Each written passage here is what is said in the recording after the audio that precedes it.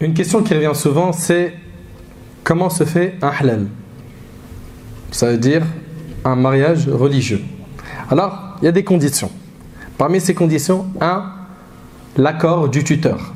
Le prophète sallallahu alayhi wa sallam a dit la nikaha illa bi wali. Point de mariage sans l'accord du tuteur. Le tuteur, est-ce qu'il doit être obligatoirement présent? Non, mais il faut son accord, au moins par téléphone. Il mandate quelqu'un. Il faut bien sûr que le tuteur soit musulman, baligh, c'est-à-dire quoi baligh? Pubère, libre, pas esclave. Il faut également que le tuteur il soit aqil, il soit pas fou. D'accord? Après, est-ce qu'il doit être pieux ou ce n'est pas une condition? Ce n'est pas une condition qu'il soit pieux. D'accord? Lui, s'il s'oppose au mariage, eh ben, il y a de longues étapes derrière. La règle est qu'on ne pourra pas faire aboutir ce mariage si le tuteur refuse. Après, il y a des refus qui sont valables, d'autres qui ne le sont pas. Là, on pourrait parler pendant très longtemps. C'est valable, la fille doit accepter. C'est pas valable, eh ben, il y a le dua, il y a les interventions des gens influents, proches ou non, imams ou non, qui vont venir parler avec lui. Et puis, si ça doit aller jusqu'à sauter sa tutelle, c'est une personne de science qui prendra cette responsabilité dans cette vie, mais aussi dans l'autre, parce que dans l'autre, il a des comptes à rendre. Ok? Donc, obligatoirement, il y a quoi? Le tuteur. Également, parmi les conditions de validité du mariage, il y a les témoins. Les témoins, minimum 2. Ok? Un mariage fait sans témoin n'est pas valide. Si jamais pendant l'acte de mariage, il n'y avait pas de témoin, il faudra qu'avant qu'il consomme le mariage, il apporte des témoins pour leur dire qu'il s'est marié. D'accord? Donc c'est une obligation. Également, il y a ce qu'on appelle as-sadaq, al-mahr. En français, ils disent que c'est la dot. La dot, si vous regardez dans la définition de ce terme, c'est ce que la femme donnait à l'homme. La dot, si vous regardez dans la définition, c'est ce que la femme donne à l'homme. Alors que ce que l'homme donne à la femme, ça ne s'appelle pas dot, ça s'appelle douer nuptial. Oui, je sais, c'est nouveau. Douer nuptial. Ça, c'est sadaq. C'est une obligation. Alors, il peut être musamma.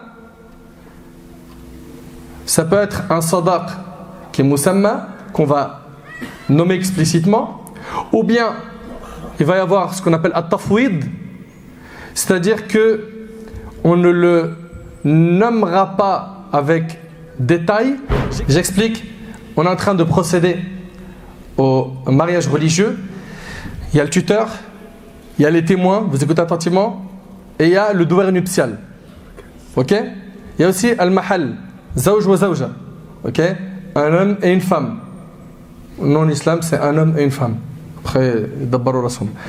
Également, on a parmi les obligations al-qaboul wal-ijab. Il y a une demande qui doit être formulée et une acceptation. Vous suivez? Ça se fait avec des mots comme ankahtuka, zawwajtuka. D'accord? À partir du moment où on a compris que tu donnes ta fille en mariage, c'est bon. Pour revenir rapidement au douer nuptial, l'homme, quand il va formuler la demande, il va le dire donne-moi la main de ta fille. Il va nommer cette fille et il va lui dire pour le douer nuptial de temps. Ok? De par exemple 1000 €. Là, c'est ce qu'on appelle as-sadaq al-musamma. Il l'a nommé. Mais il peut ne pas le nommer. Il ne veut pas que dans l'assemblée les gens sachent c'est quoi. Il va dire ala al-mahr al-musamma baynana.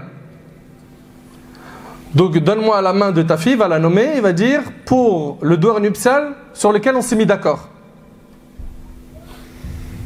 C'est bon? Il y a également des gens qui vont donner une partie avant le mariage et une partie après le mariage. Par contre, ne rien donner et contracter le mariage, ce contrat de mariage s'annule. D'accord? Il faut impérativement qui lui donne un douar nuptial. Maintenant, si jamais il a consommé le mariage, on va lui donner ce qu'on appelle mahrul mithl, le douar nuptial d'équivalence. C'est-à-dire qu'on va regarder une femme de son rang, qu'est-ce qu'elle a généralement comme douar nuptial. Une femme de son rang, si on sait qu'une femme de son rang, elle obtient 1000 euros, généralement, eh bien l'homme lui donnera quoi? Le douar nuptial d'équivalence. Et elle sera dans l'obligation de l'accepter. Ok? Point de douar nuptial, et ils ont contracté le mariage sans consommer, ça on leur annule et on leur dit vous recommencez. Ok? Ils recommencent avec un sadaq. Vous suivez? Et attention, vous avez vu ce que j'ai dit? J'ai dit il lui donnera un douar nuptial d'équivalence. C'est-à-dire quoi? En regardant les femmes de son rang, qu'est-ce qu'elles obtiennent? J'ai pas dit en regardant combien elles coûtent. Parce qu'une femme en islam, on ne la vend pas pour l'or du monde.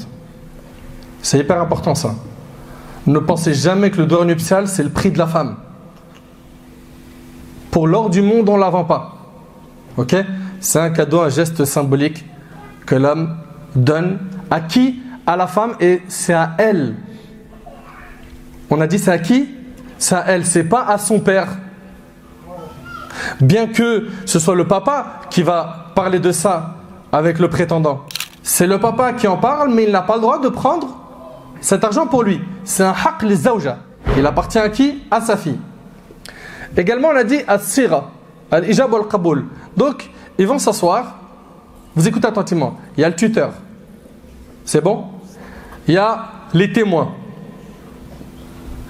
Il y a le douar nuptial, on s'est mis d'accord dessus. Ok? Alors, soit on va le nommer, soit on va juste mentionner qu'il y en a eu un, mais sans dire qu'est-ce que c'est exactement. Vous suivez jusque-là? Et ensuite, la formulation.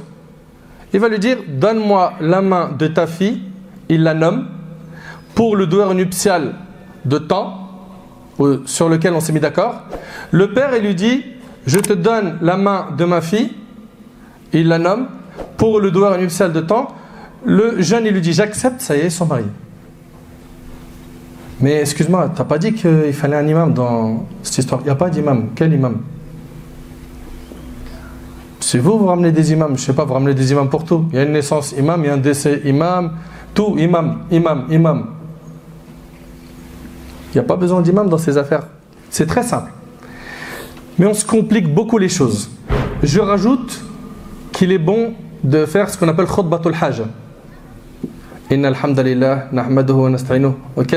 Ça, il est recommandé de le faire dans les moments comme le mariage. D'accord? De commencer par ça. Vous avez vu ce qu'on vient de vous dire. Hein? C'est tuteur, témoin, douar nuptial. Il y a attention, hein, quand on dit qaboul wa ijab, donc la formulation d'acceptation de... Est-ce que c'est une condition que la femme elle soit dans la même salle à ce moment-là? Non. Elle a déjà discuté de ça avec le papa qui l'a concerté. Ok? Puis le père, lui, finit cela. Une fois qu'il y a eu ces échanges de paroles, c'est terminé.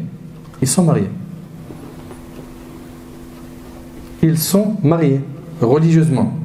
Et donc on voit que bifadlillah subhanahu wa ta'ala, c'est hyper facile en réalité. Oui ou non?